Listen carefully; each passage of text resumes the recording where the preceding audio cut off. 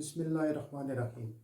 ایک T V کے viewers کو السلام علیکم۔ آج 2 اپریل بروز جمعرات سن 2020 ہے اور اسلامی کیلنڈر کے مطابق 9 شعبان سن 1441 ہجری ہے۔ گزشتہ برس اگست 2019 میں غاصب حکومت ہند نے کشمیر کی سیاسی اور آئینی حیثیت تبدیل کرنے کا قانون ہندوستان کی پارلیمنٹ میں یک طرفہ طور پر منظور کر لیا تھا۔ اس متنازع قانون کی مختلف شقیں پچھلے 7 ماہ میں مرحلہ وار نافذ کی جا رہی ہیں۔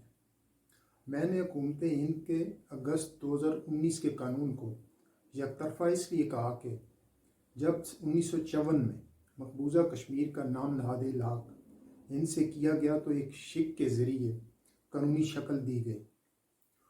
اس قانونی شق کو مقبوضہ کشمیر کی کھٹ پتلی اسمبلی اور ہندوستانی پارلیمنٹ نے 2 طرفہ طور پر پاس کر کے نافذ کیا تھا۔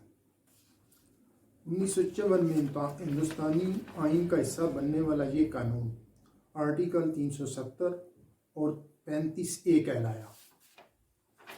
اب اصولی طور پر جس طرح مقبوضہ کشمیر نے ہندوستان سے الگ کیا تھا اسی طرح وہ ہندوستان میں مکمل ضم ہوتا، مگر وہ ہندوستان ہی کیا جو اصول اور وعدوں کی پاسداری کرے، چاہے پاکستان کے ساتھ سرکریک کا معاملہ ہو یا چاہے سندھ طاس پانی کا معاہدہ ہو۔ ہندوستان نے ہمیشہ ہر موقع پر اصول اور وعدوں کو توڑا ہے۔ خیر بات کر رہا تھا کشمیر کی۔ بدھ 1 اپریل کو جب باقی دنیا کرونا وائرس کی تباہ کاریوں کو برداشت کر رہی تھی اور اس کے سد باب میں سر جوڑ کر بیٹھی تھی، ٹھیک اس وقت ہندوستان کی انتہا پسند دہشت گرد BJP کی حکومت نے مقبوضہ کشمیر میں ڈومیسائل یعنی شہریت کے نئے قانون کا اعلامیہ جاری کیا، جس کی روح سے سرکاری محکموں کے چپڑاسی، خاکرو، نچلی سطح کے کلرک، پولیس سپاہی وغیرہ یعنی کہ 4تھے درجے کے عہدوں کو کشمیریوں کے لیے مخصوص کیا گیا ہے، جبکہ افسر شاہی کے لیے باقی انڈیا کے لوگ اہل ہوں گے۔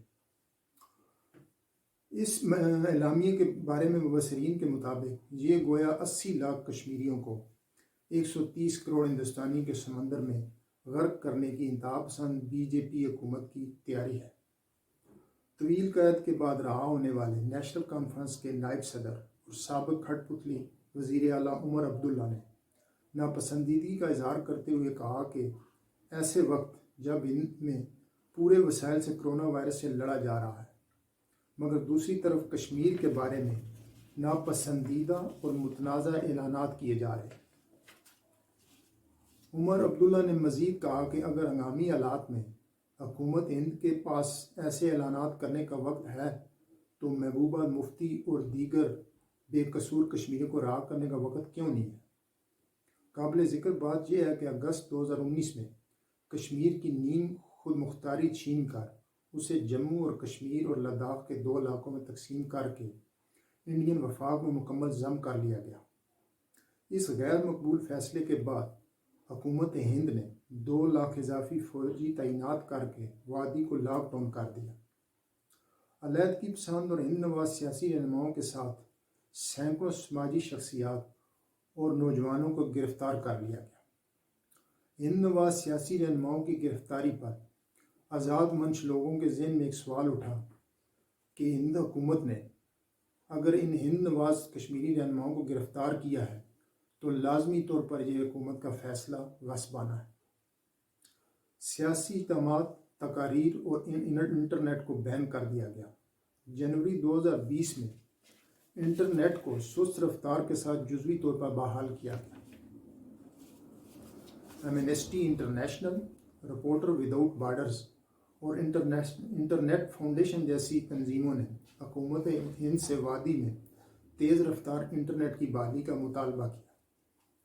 اس مطالبے کو حکومت ہند نے سیکورٹی خدشات کا کہہ کر رد کر دیا۔ ہندوستانی سیکورٹی اداروں کی ایما پر بنائی جانے والی اپنی پارٹی کے سربراہ اور محبوبہ مفتی کی پارٹی کے باغی رکن سابق وزیر الطاف بخاری نے ڈومیسائل قانون کی کھل کر مخالفت تو نہیں کی مگر اسے اس ہنگامی صورتحال میں قبل از وقت قرار دیا۔ کشمیر تو اگست 2019 سے لاک ڈاؤن ہے مگر اب باقی ہندوستان بھی لاک ڈاؤن ہو گیا ہے۔ ان کا معاشی خزانہ 6% سے تجاوز کر گیا، لاکھوں لوگ بے روزگار ہو گئے، مگر مودی سرکار ڈومیسائل اعلان کے ذریعے کشمیریوں کا نفسیاتی ٹارچر کر رہے ہیں۔ مودی سرکار کا یہ اعلان کشمیریوں کے لیے انتہائی تکلیف دہ اور نہایت حیران کن ہے۔ کشمیریوں کے ساتھ گزشتہ 72-73 سالوں سے اور خصوصاً اگست 2019 سے جو ہو رہا ہے، اس پر باہر کی دنیا کی مجرمانہ خاموشی حیران کن ہے۔ پاکستان وقتاً فوقتاً مظلوم کشمیریوں کی حمایت میں جو وہ کچھ کر سکتا ہے کر رہا ہے۔ پاکستان کے اندر سے بھی اکا دکا آوازیں، یعنی کہ جیسے نوائے وقت جب سے کشمیر میں لاک ڈاؤن ہوا ہے گزشتہ اگست سے، اپنے فرنٹ صفحے پر اس کا کاؤنٹ ڈاؤن شائع کر رہا ہے۔ بی بی سی اردو نے بھی ایک طویل اداریے کے ذریعے کشمیریوں کے حق کا اعادہ کیا ہے۔ حالانکہ بی بی سی نیوز یاد رہے کہ یہ برطانوی حکومت کی طرف سے فنڈ کیا ہوا ایک نشریاتی ادارہ ہے، پھر بھی انہوں نے آزاد صحافت کے ذریعے مظلوم کشمیریوں کے حمایت میں آواز تو اٹھائی۔